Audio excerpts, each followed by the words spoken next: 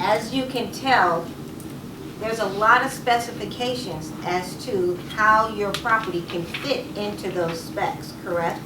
So a lot of this information is not really publicly known. I mean, we just don't go around asking for these spec qualifications on our individual properties. We communicate with the ADU guys.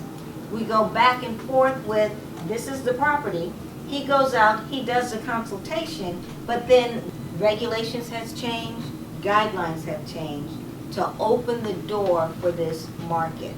But you're not knowing this, it becomes pretty much a blank check for the person doing the work for you guys. So you want to know this. So I call it the pros and cons. That's why we always recommend a consultation. People who have a big lot, it just goes all the way deep in the back. Do they even have to touch their garage? Nope. You don't have to touch it. You can do it detached, leave your garage without, for your normal use. You can go and build up to 1,200 square foot in the rear. And then besides that, you'll be able to do a JDU. So right now you're allowed to do 2 ADUs on a single residence. You have your JDU that, let's say you have a big home and you have a family room that you don't use. You want to convert that into a studio or a 1-bedroom JDU, and then build your 1,200 square foot in the rear. You can do it, and that's a plus. That's good. That's a plus. Right now, at this moment, you're only allowed to do 2, the JDU and the ADU. Any questions on the detached, guys? Are you allowed to go 2 stories? Yeah, good question. So right now, when the ADU started, they were allowing 2 stories. Right now, we still 10. I'm actually going to invite someone named Diana, that she's sitting there in a little bit. They were allowing 2 stories, and then they took that away. Right now, the max is 16 feet, which only allows for 1 story. And I've been trying to push the loft setup. Some cities, if you do a loft, it has to be storage. So at the moment, they're not allowing us to go a loft and have a living space on top, which things are changing, and that's why I continue mentioning consultation is very important, because what's available today, maybe it wasn't available, last month. And vice versa. I have an example cities that used to allow separate meters, now they don't. So the changes can benefit you or they can hurt you. So it's very important that you know the changes. Because if you don't know them, they're going to affect you once you start your process. So in regards to the 2 stories, they still allow those in certain areas. San Diego is still allowing 2 stories. We're doing one right now in San Diego. What about Los Angeles County? Los Angeles, there's different zones. Actually, we're working on 2. They're allowing 2 stories, but the zoning takes control of that scenario. So it doesn't mean because you're in LA and you see someone, they're doing a 2-story, that means I can do a 2-story? No, it doesn't work. Completely different. Completely different, yes. So that's why zoning plays a big role into these changes, and the changes, and also if it allows you to do what you want. So for example, there's areas, room restrictions. I'll give you an example, Compton. Compton, we're doing an ADU right now. We were trying to do a 2-bedroom, but Compton would not allow a 2-bedroom ADU within that square footage. We had to go minimum 800 square feet. So you see how that can change. So now if your budget was for only 750 square foot, or because of the cost, so it's very, very important to know your guidelines, your provisions. I had a different question. I have a big house and I have a big basement. Is a basement also considered an ADU, or can that be rented out, or? For multifamily, they're allowing basements, they're allowing attics, but for residential, the main thing, or even for multifamily, your egress window. If we can provide an egress window, form of egress windows, emergency entrance. So if we can provide that, then there's a good chance we can work with that. Yeah. But again, we have to go through the process. For making legal. For making legal the basement? Correct, yes. Any other questions? Well, you guys got some good questions out there today. Regulations wise, the government has released the restrictions of zoning. But you gotta understand what they released and where they released it to. So we can do that. We can help all of our clients with understanding the particulars about certain things. And that's what we're here for, guys. We're here to help you guys any way we can. But if you don't allow us to help you guys, there's no way we can help you. You guys can call us, reach out to the ADU guys or to the Redemption Realty for any questions that you guys may have. Talked about the city zoning. Some cities have very specific zonings. So far, Oscar and I have kind of worked out a little bit of a process in just getting our clients, Redemption Realty clients, kind of acclimated with this whole process, where he will go out and look at the property or give me his input on certain areas that he already knows where the property is. So, like he said, that is a real critical piece to it, because we've had clients in Compton, Los Angeles, certain zip codes in Los Angeles will allow certain things. And you guys know yourself, certain properties in certain areas, your lot size can go all the way back, very, very deep, because there was a lot of farming going on years ago when these lots were put together.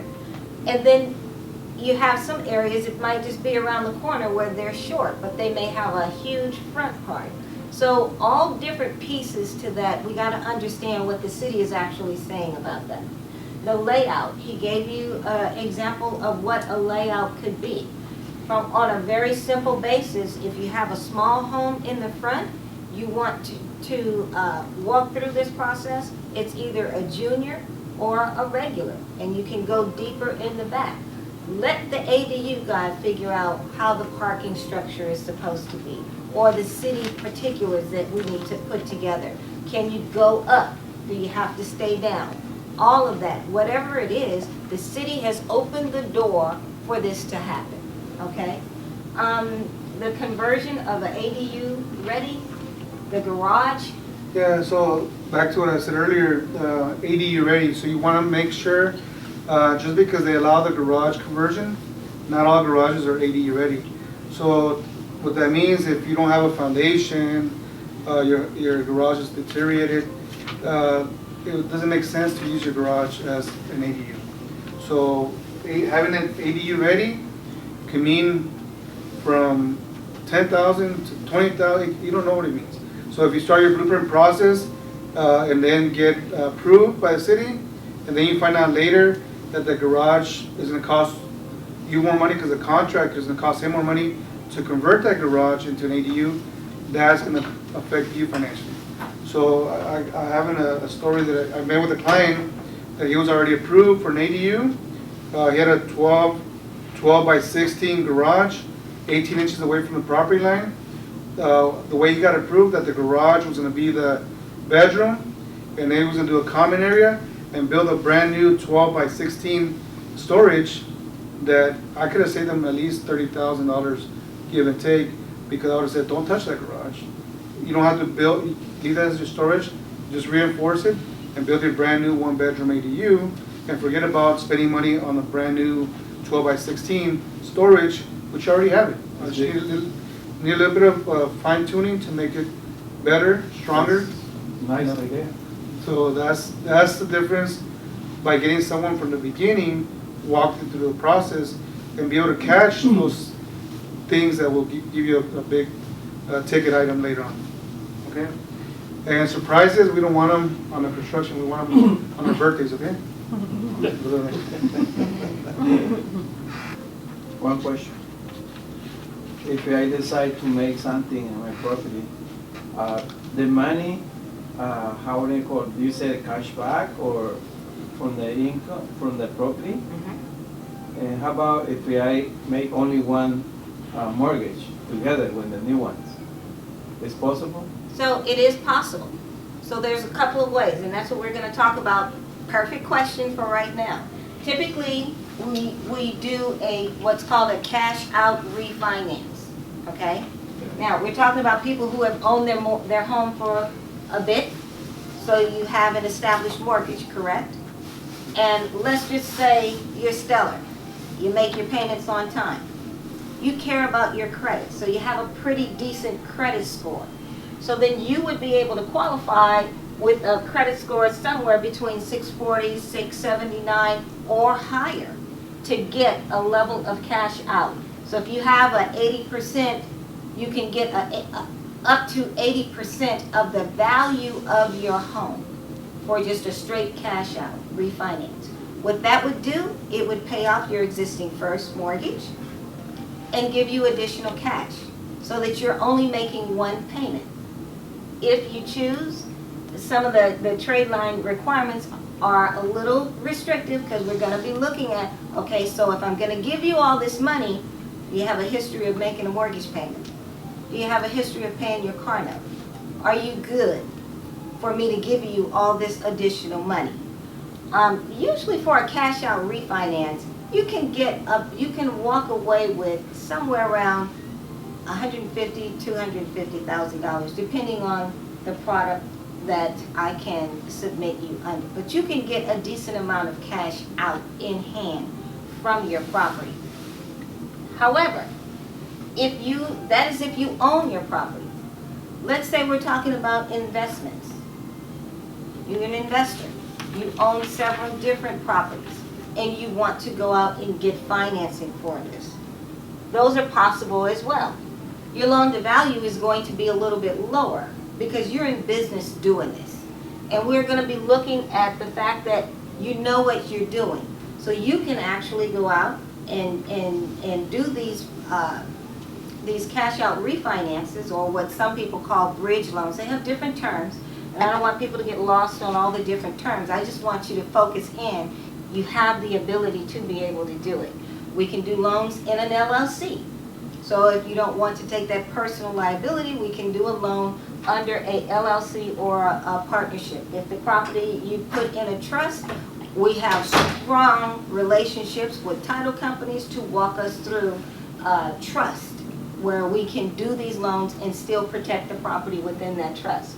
Typically, when we're talking about a non-owner occupied type loan, meaning you do not live in the property, then we can do what's called a non-QM, where you don't necessarily have to qualify like a standard consumer who lives in the property. So we're talking about if an investor is doing this, they're doing this on a regular basis. They can show us if they have a history of purchasing investment type properties, and then they want to build up. So they can even come in under a no income verification or no standard qualifying document for that. It's a lower loan to value, but you must have a history of doing this. You must be able to show, oh yeah, I did this property over here on this street, I did this property on Donald Duck Street, or I did this property on Sippity Sam Street, and here's my paperwork to show I purchased it at this price, I built it at this price, and I walked away with this profit in my pocket.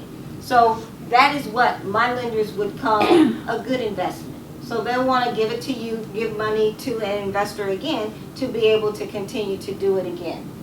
So there's a lot of parameters that goes within this. But I just want you guys to understand standard guidelines are changing. So it might take a little bit of time to be able to walk through a process like this, but just like the city changed their regulations. So now everybody is just like, oh my God, the city is saying you don't have to have all of these regulations. I don't have to be zoned a certain thing, zoning, what is it called? Zoning requirement. I don't have to have a certain zoning requirement to add additional units on my property. So that's a good thing, right? So now the lenders have to back what the city is doing.